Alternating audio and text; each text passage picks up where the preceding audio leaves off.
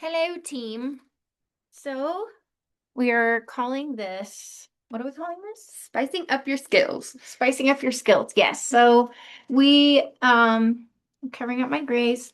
We are creating a video series to train all of our staff on some of the major topics that that we want you guys to feel comfortable and confident in. And so one of those is end of life process. And so we've got some questions here we're going to go through that have come up, and we just want to kind of talk about these amongst ourselves. And then I think what our format will be is that you guys will watch this video in a group setting, and then we will have a group discussion with you in person. But this at least will give us a base of training and to give you guys a good foundation, and then we'll go from there. But we encounter this, sorry, we encounter this a lot in our company and end of life, and we want you to feel as confident as you can in a home where somebody is going through the dying process. And we know for many of you, maybe you've never been around somebody that has died. I mean, the way I like to think about the dying process is it is one of the biggest honors that we can have in life is to be allowed to be a part of the end of the journey for someone. It's to me, it's the same as being in labor and delivery when a baby's born. It's a once in a lifetime moment, and this is a once in a lifetime moment for somebody who's passing away. And so to be allowed into such a vulnerable, exposed process for a family to have people in their home that, an agency of folks that they just barely met into such an intimate moment is a very big honor. And so we want you to feel, I want you to understand that first of all, and then second of all, just to understand and have some knowledge about what the dying process looks like, what to expect, how to respond, what to do when this happens, what to do when that happens, and give you a base of what to expect. So let's get started. Yay. Okay. So first we're going to talk about just some fears and unknowns that caregivers and family members may be experiencing while being present during that and kind of what you can expect their questions and what your fears may be. So it's like fears of the unknown and what you're going to see. What's the caregiver role, what the family expectations are, what they feel their role are, or what role they would like to take on, as well as like, who are you gonna call? Are you comfortable being in that situation, or how do you feel about grief and how do you process it as an individual, as well as how the family processes it, um, as well as just watching someone as they pass away, and wondering like, are they going to be in pain? What's that going to look like? What's that going to sound like? Yeah, am I supposed to do something Yeah. right now? You know. Yeah, and how far that goes. So first, I think we're just going to touch on what the caregivers need to do when we do think a client is getting close to passing away. Okay. So we're first biggest thing always staying in touch with the office and having communication with us. Obviously, we want to know what's going on, and we are usually a part of that process pretty heavily. So Yeah. just understanding like what the expectation is, and at the end of the day, if something isn't feeling right or you have questions, the office, I mean, we have someone on call all the time. So that's Yeah. our biggest thing is we want to know what's going on and what you're seeing and what you're hearing so that we can communicate that between management as well as with the family and with other caregivers so everyone has the same base of knowledge.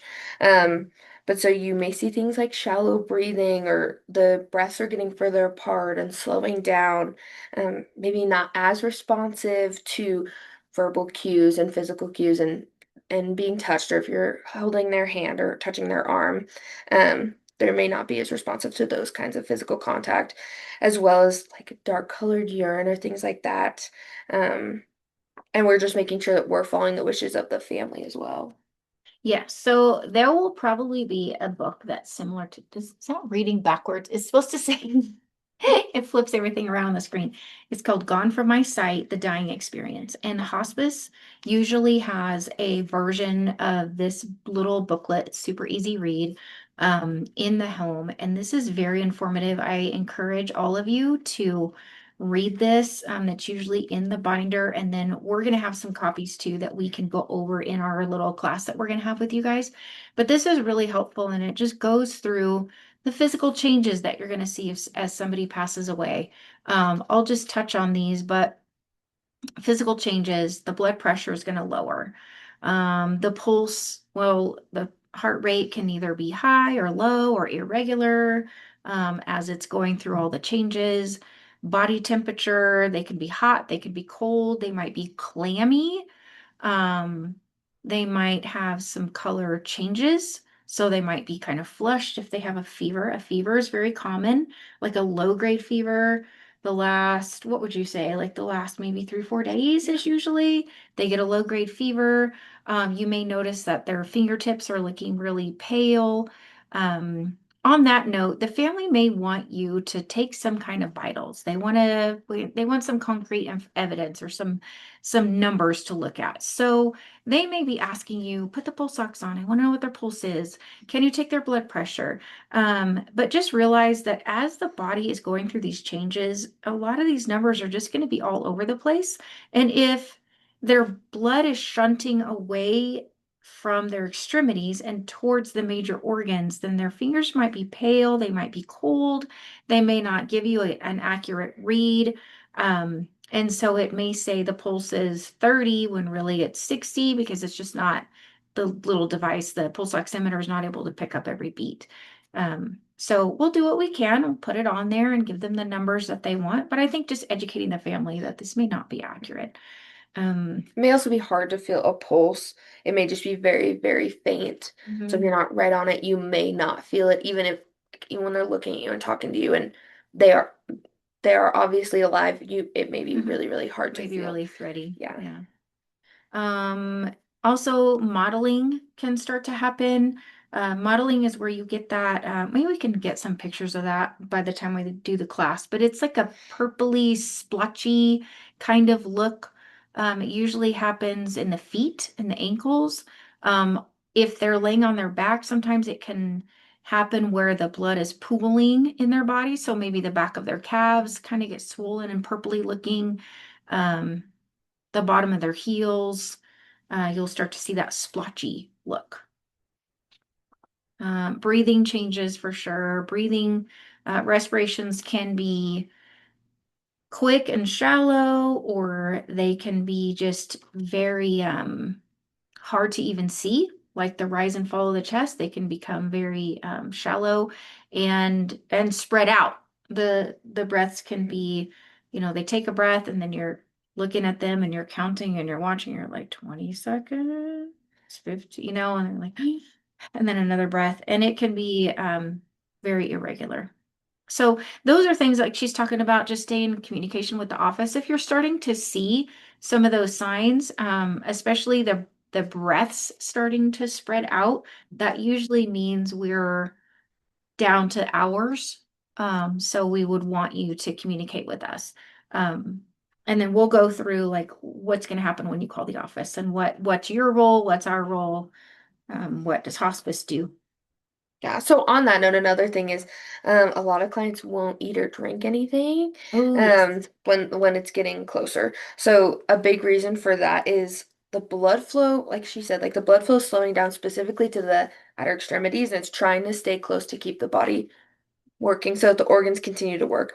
Um, so the bowels are receiving less blood flow again because we're keeping it so close to the heart. So everything is slowing down and the body is not needing as much energy because it's not having to go to the very ends of the extremities to the feet and the toes. And so everything's not, it's not requiring as much energy. So they're not feeling that like Yeah, they hunger just start to sensation or lose their appetite, right? Because the body knows that it's dying, and so it just doesn't want to keep eating. And so, um, the book's really good about it. I'm definitely not an expert in hospice. I don't want to give that idea. I never worked in hospice, but I've been around a lot of patients as they passed away, and we've both done that several times.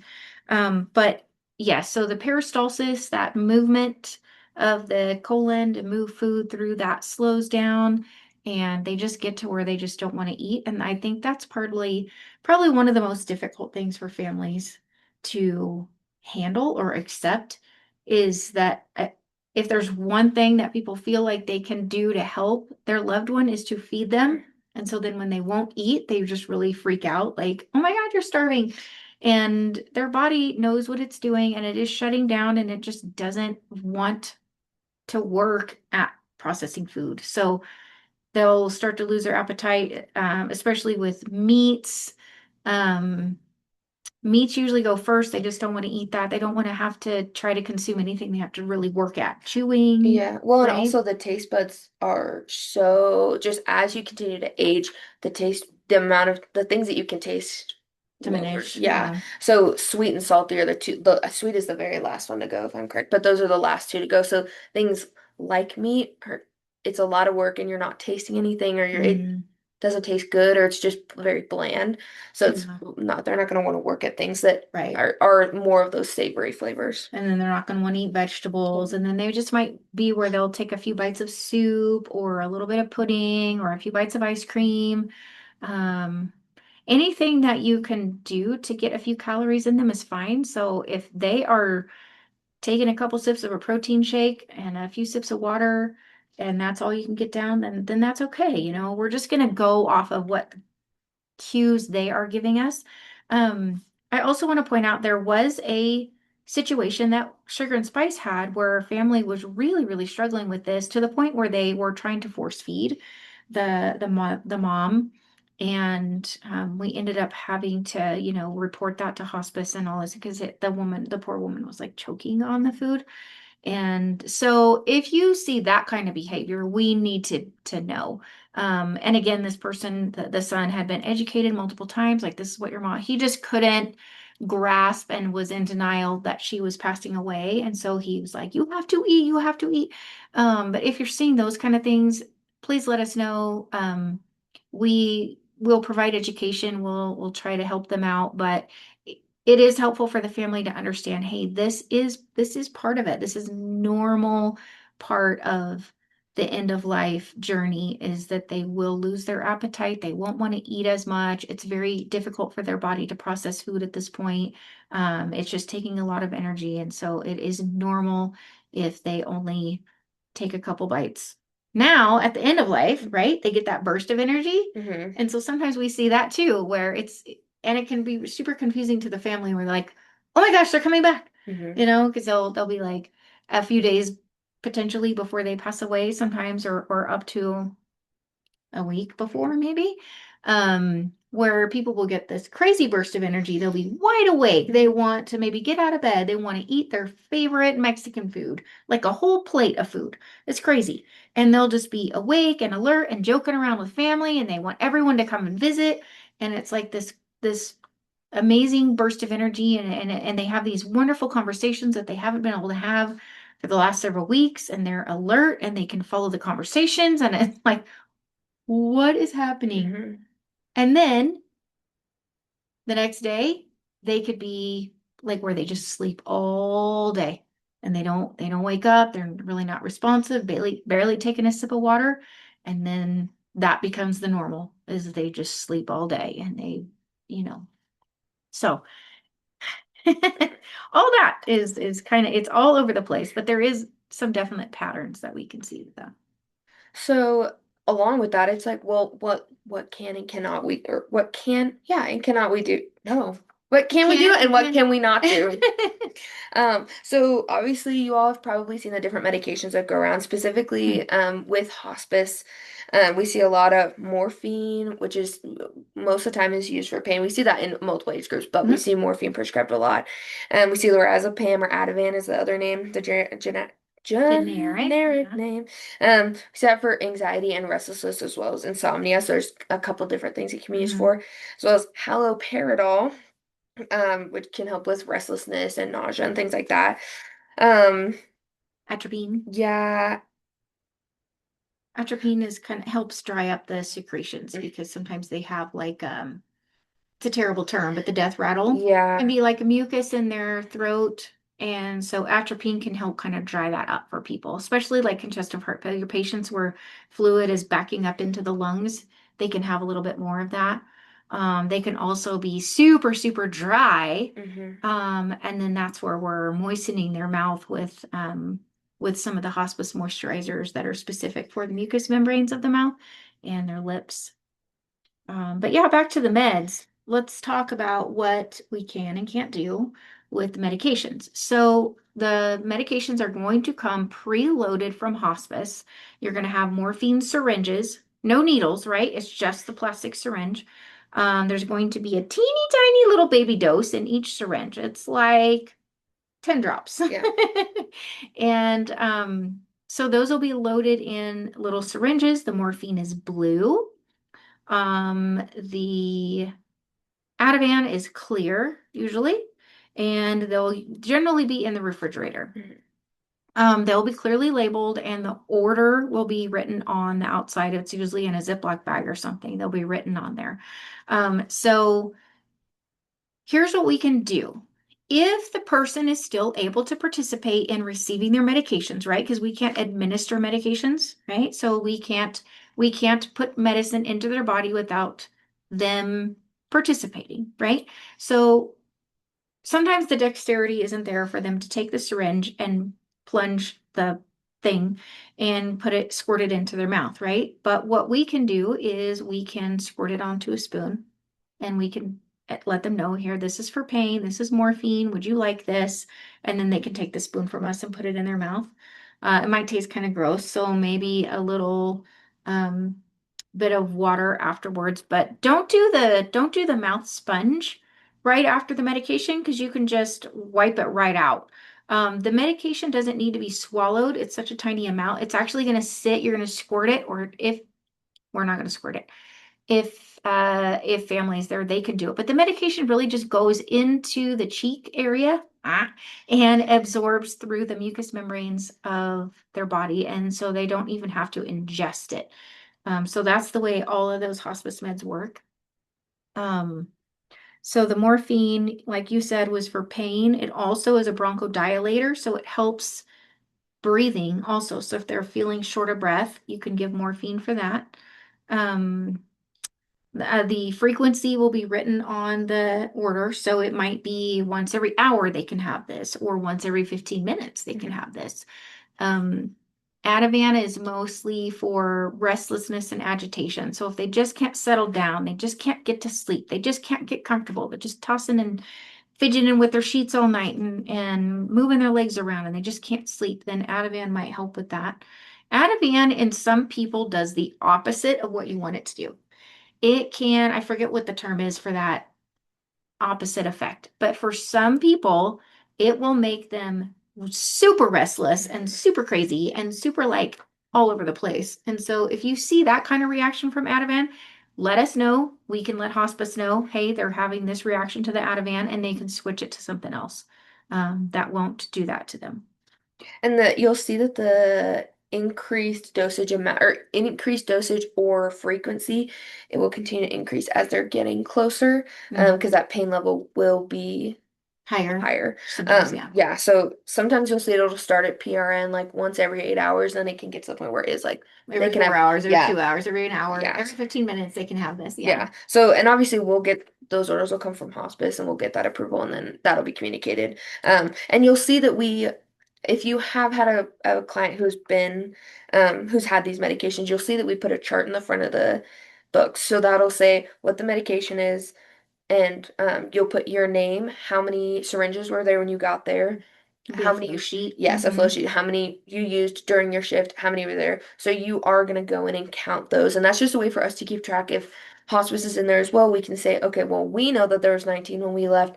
Now there's 17. So we can make assumptions about Mm-hmm. hospice, but we are doing that for our tracking as well to give that to the family and say this is how much you needed while we were there, or the client, and things like that. But you'll see that that's usually the front sheet. It's first and then goes the wellness flow chart. So making sure that we're signing in and double checking that we have our counts right, is super important as well, just to keep so the family is able to keep track as well, and hospice. Yeah. So it's a controlled substance, right? So we have to monitor um, the count and make sure that we're staying above reproach and with integrity, right? So we don't want any of those syringes walking out the door with any of the staff.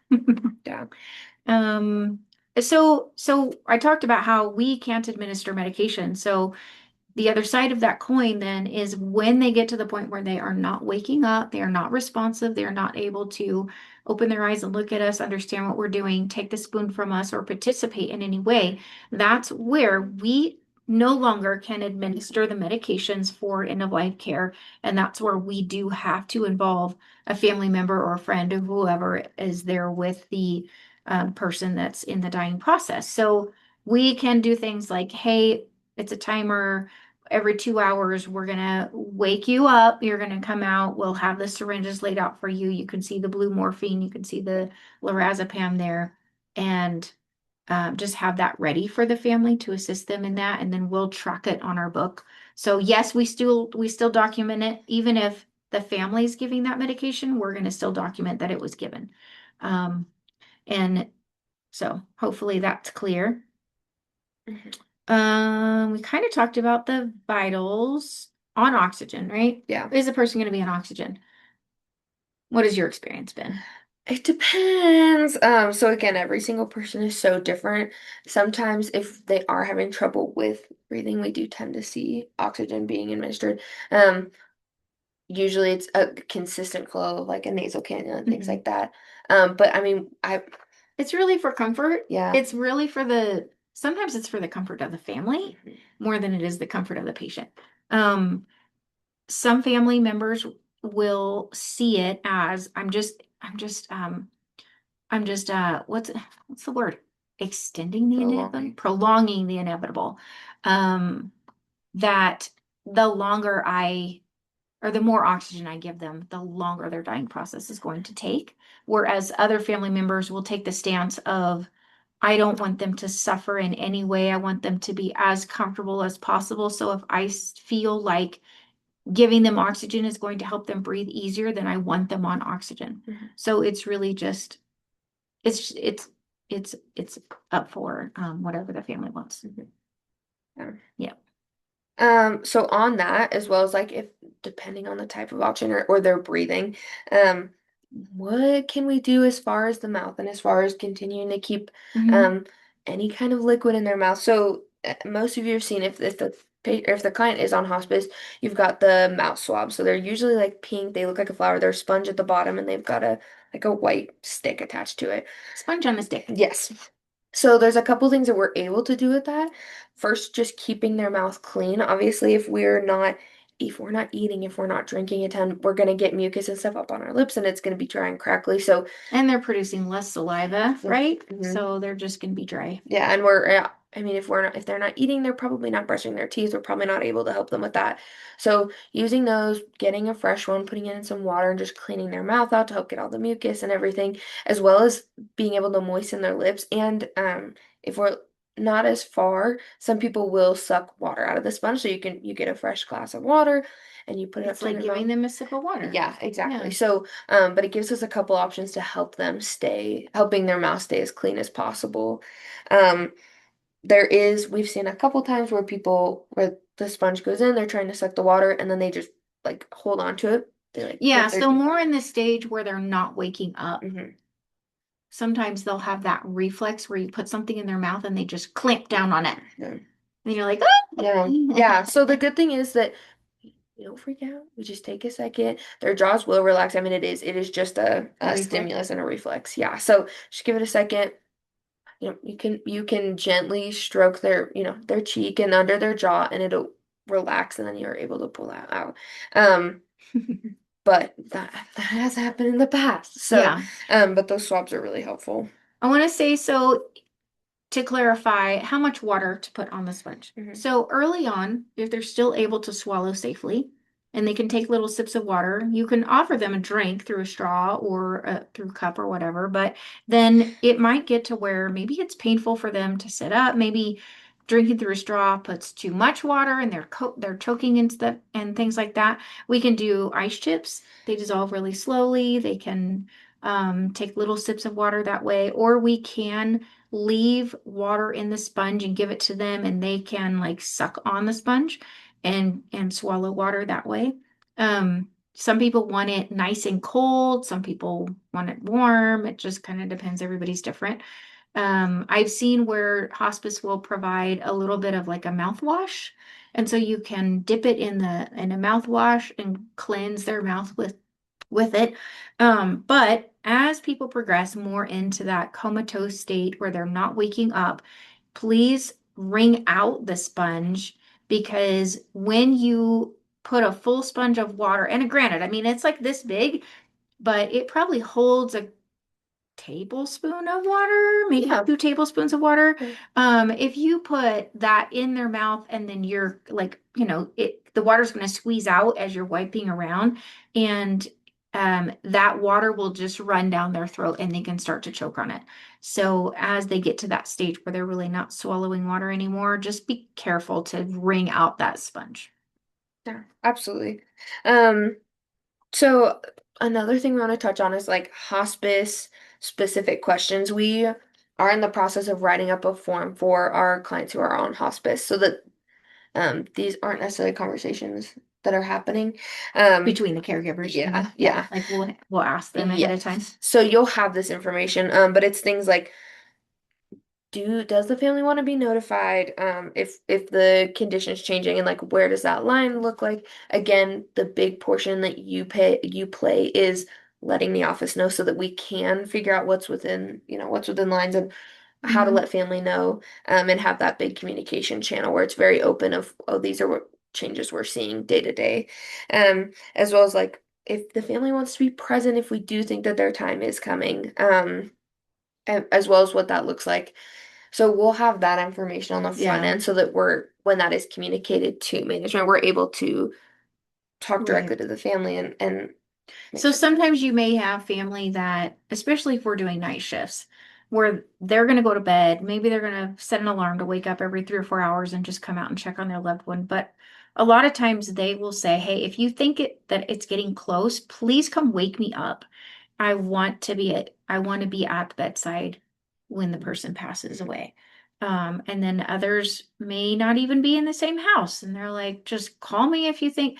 So here's what I want us to understand is we'll ask those questions so if you notice that their breathing is changing, the breaths are getting further apart, you're going to call the office, you're going to go wake up Mrs. Johnson and say, "Hey, Mr. Johnson's doing this."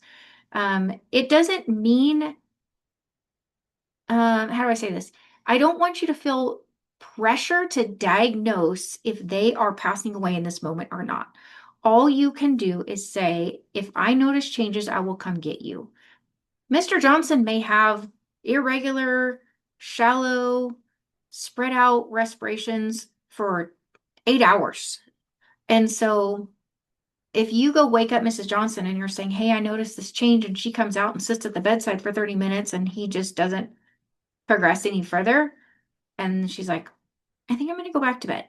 Don't feel bad Mhm. that you reported that to them, or maybe, you're feeling like, "Oh my gosh, they thought he was getting ready to pass away. Now he's not, and now she's gonna have to go through that all over again." Like, don't do that to yourself. It's not up to you to know exactly when it's going to happen. It's just, you're following the protocol, you're following what you're observing, you're letting them know.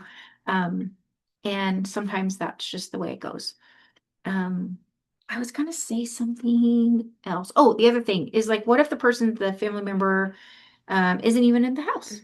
Maybe, or so then, let's say that you are with the person, um, you go in to check on them, you don't see any rise or fall of the chest, you can't tell that they're breathing, it seems like they've passed away.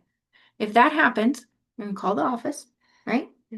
We're going to call hospice, and the nurse will come over and they will check the patient. She's going to listen with her stethoscope for a full minute to determine if she hears any heart activity, cardiac activity, any heartbeats.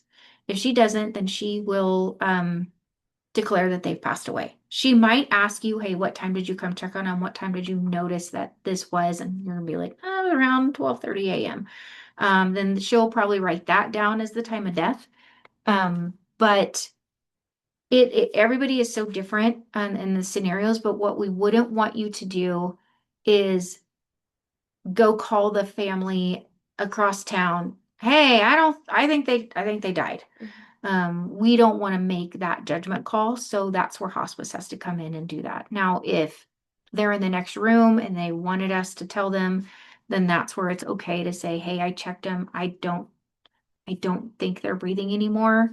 And that's okay too. I mean, it can happen so quietly and so peacefully that you might go to the bathroom and then come back and it seems like it's happened. Yeah. So Mhm. don't feel like, oh no, I missed it. Oh no, I should have told them. You just do your best, right?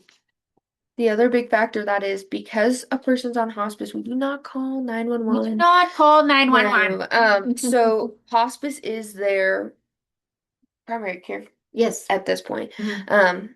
So you're gonna call the office first. You're not calling hospice. The whoever the management on duty is, will call hospice. We have all their Mhm. hospice information. Obviously, we have only a couple agencies here, but just making sure that we're following through. So, yeah, if you think that it has happened, call the office. Even if you think it's getting closer, or something, just call the office. It's always the safest option and the easiest option for you is to call the office. Um, we have all kinds of information that we keep on us all the time to be able to ensure that we're making Mhm. the correct steps so the correct people are getting called.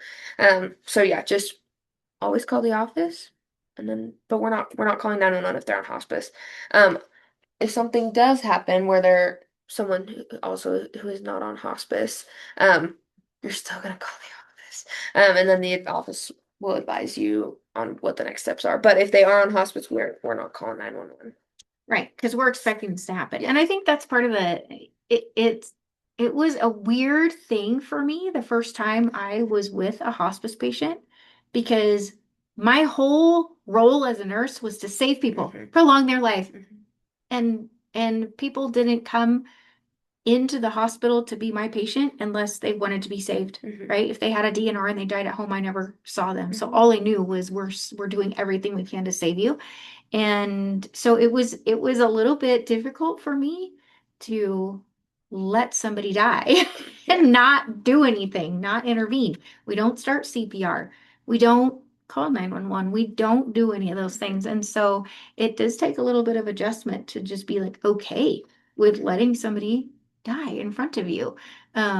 This is comfort care, right? We're providing comfort care. We are making them as comfortable as we possibly can so that they can naturally go through their dying process. Hmm. Yeah. So what's going to happen? They call us, and then what? So we're gonna call hospice. Hospice is gonna come out. They're gonna send a nurse out as fast as humanly possible. Yeah, they're Um, usually there within, I would say the majority of the time, a nurse is usually at the house within 30 minutes or so. yeah, Yeah, they're yeah. pretty quick. And then hospice is going to have also what the family's wishes are. So Mhm. again, they're going to listen with a stethoscope. Or that. Yeah, stethoscope.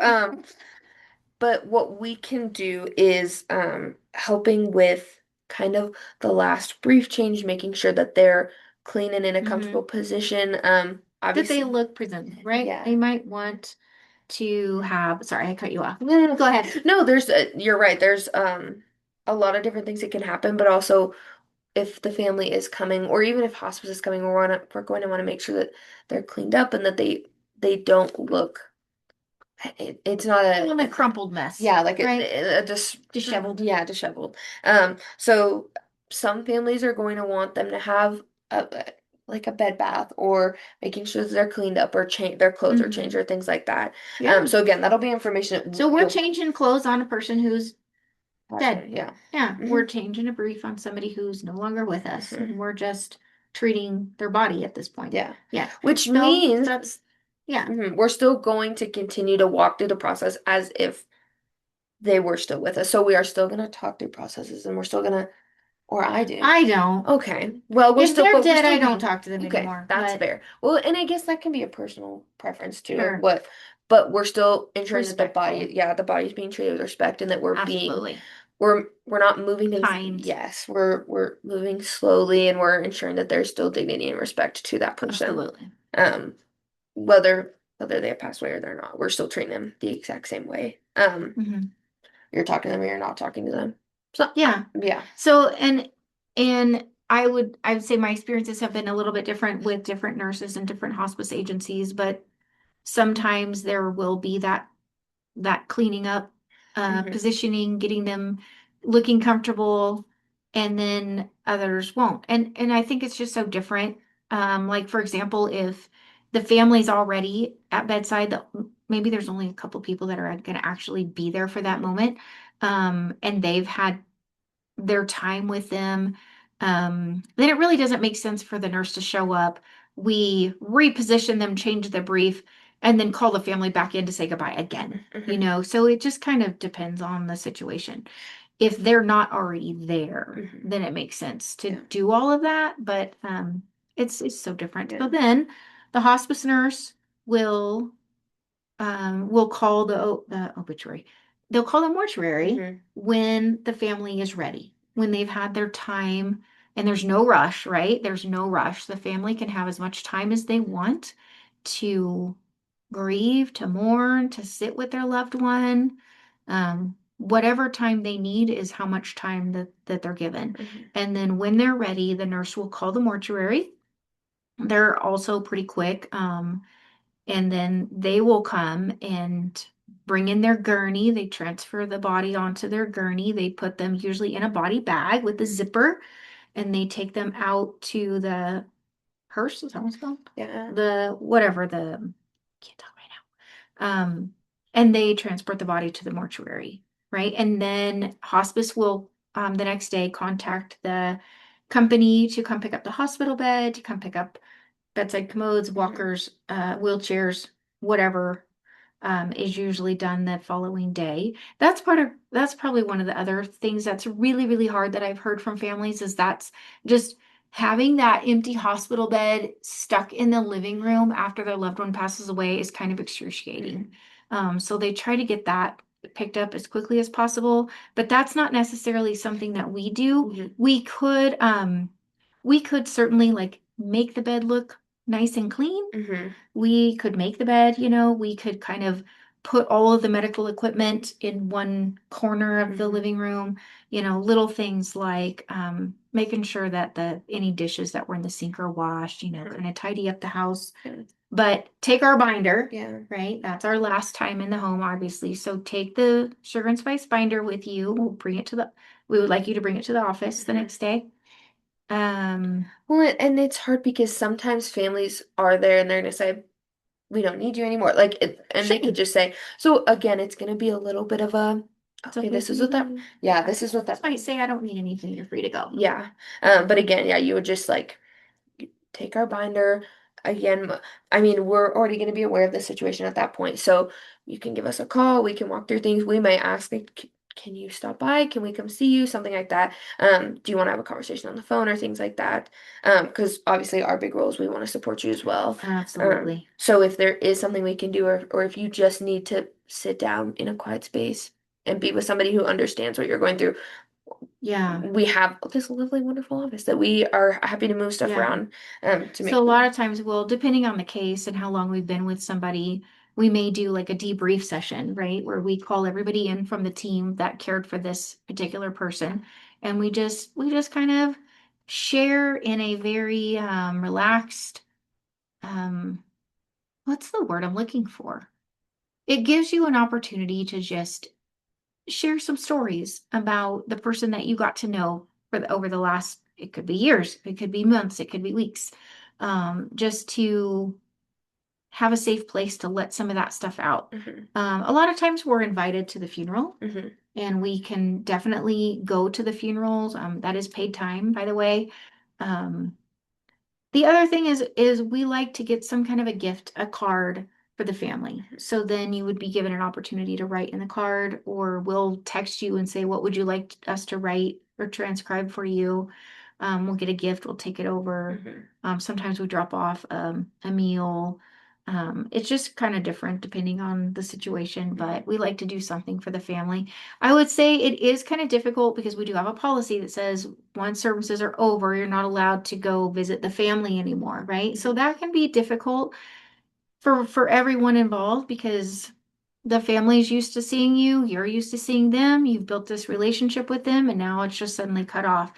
That's why it's really nice if they do invite us to the funeral. It provides some closure for us to be able to say goodbye and give last hugs and things like that. Yeah.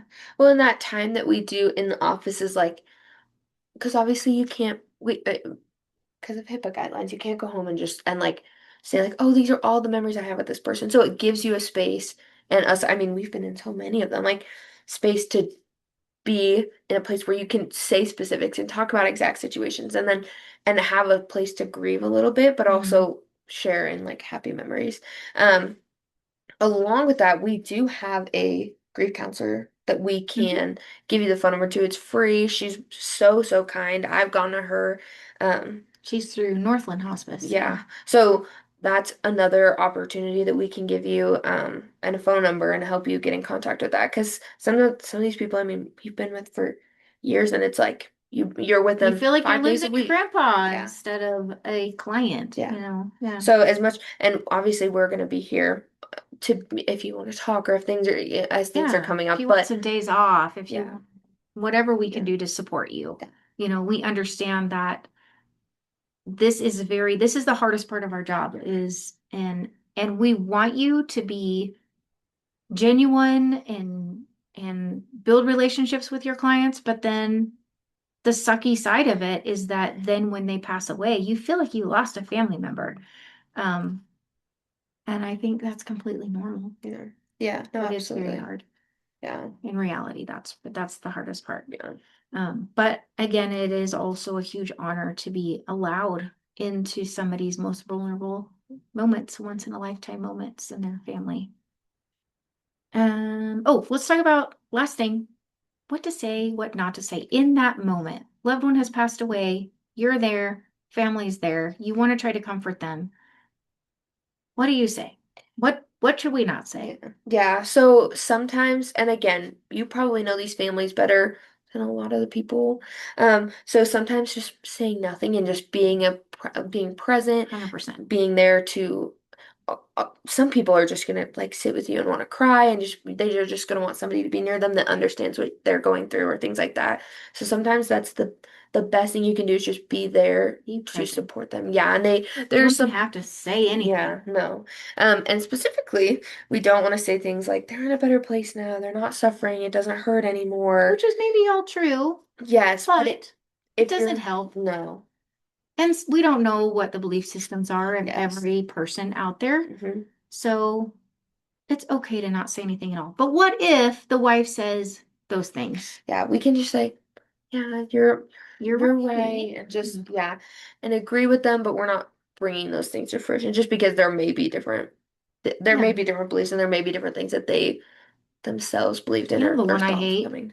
the one I hate is, how do people say it? God needed another angel. I'm just like, I just hate that. I Yeah, personally hate that one. yeah, It's like, don't tell me that God took my loved one from me because they needed another angel. Like that just sounds like he's a horrible, mean God. So I mean, there's just, yeah, even though you're well-meaning yeah, in your heart of saying things, yeah, just don't feel, don't feel that pressure to have to say the right thing, because honestly, there are no words in that moment that are going to help them.